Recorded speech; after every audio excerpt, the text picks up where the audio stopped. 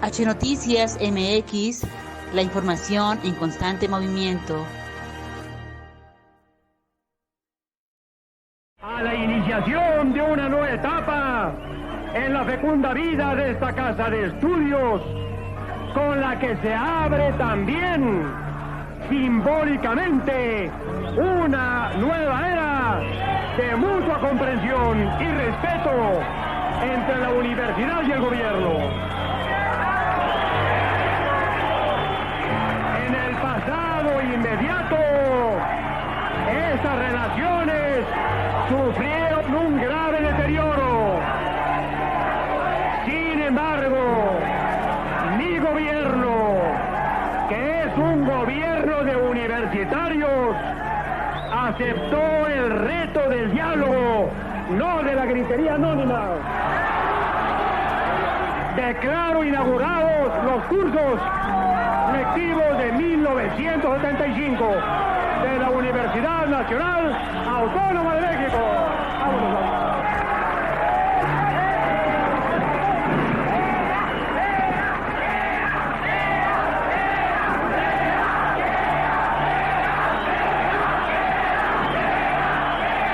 Polémico, represor, protagonista de una de las mayores crisis económicas de México, persecutor del periodismo en los 70s, aliado también de Richard Nixon.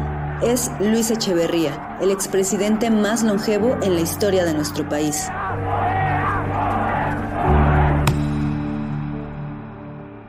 Personaje controversial de la política mexicana y considerado el padre del populismo por algunos detractores del actual gobierno, quienes han llegado a compararlo con AMLO y su cuarta transformación por sus políticas públicas.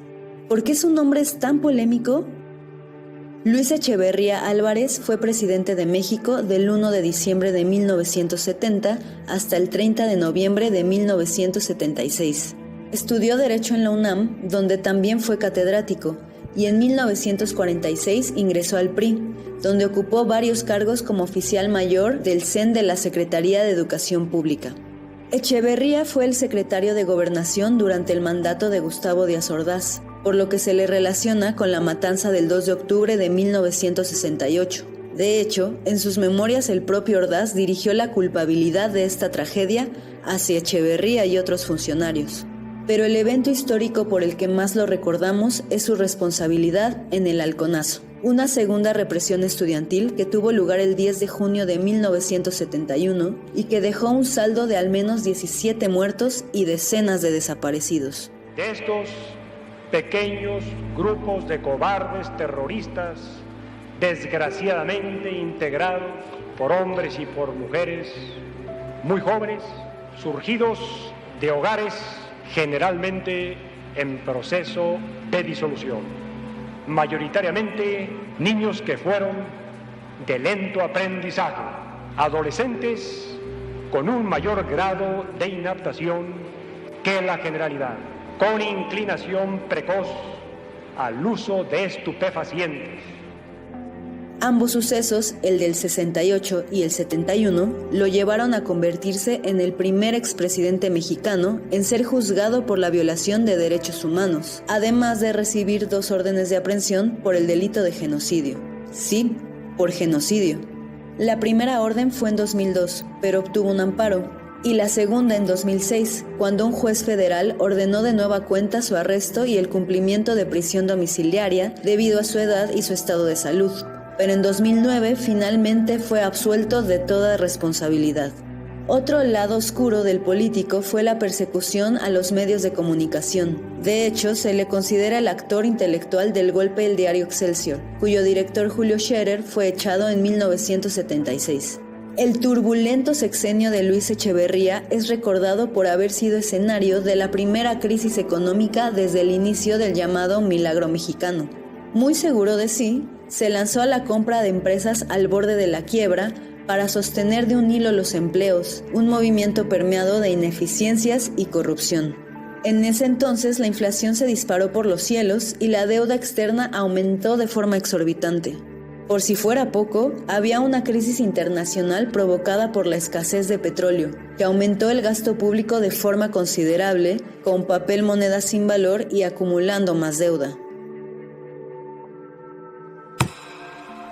¿Y qué quedó de su sexenio? ¿Qué fue de él después de su mandato? Bueno, no todo fue caos y malas noticias. También durante su gestión, Echeverría creó el CONACYT y el CONAFE. Asimismo, creó el Colegio de Bachilleres y la Universidad Autónoma Metropolitana. También el FONATUR, la Profeco y el INACIPE, entre otras instituciones. Además, muy irónicamente y en contraste con la inflación, durante su gestión la economía mexicana creció a un nivel de 6.1%. Promovió el desarrollo de puertos marítimos como Puerto Madero y Lázaro Cárdenas y creó el Infonavit. Y más extraño aún, a pesar de su perfil claramente autoritario, Echeverría fue un ferviente promotor de la solidaridad con las víctimas de la dictadura chilena y tuvo un gobierno muy cercano a otros presidentes de América Latina como Salvador Allende en Chile y Carlos Andrés Pérez en Venezuela, con quien promovió en 1975 la fundación del Sistema Económico Latinoamericano. Tras dejar la presidencia, Echeverría se mantuvo activo en la administración pública como embajador de México ante la UNESCO en París hasta 1979 y como representante diplomático itinerante en Australia y Nueva Zelanda. Y todavía, entre la agitada vida de la esfera política y los altibajos, el expresidente tuvo tiempo de tener 8 hijos, además de 19 nietos y 14 bisnietos, junto con su esposa María Esther Zuno Arce. Definitivamente un personaje de claroscuros, un hombre de contrastes. Su legado, para bien y para mal, es innegable. ¿Y tú, conocías todos estos datos? ¿Qué opinas de lo que dejó tras de él? Dinos qué piensas en los comentarios y no olvides suscribirte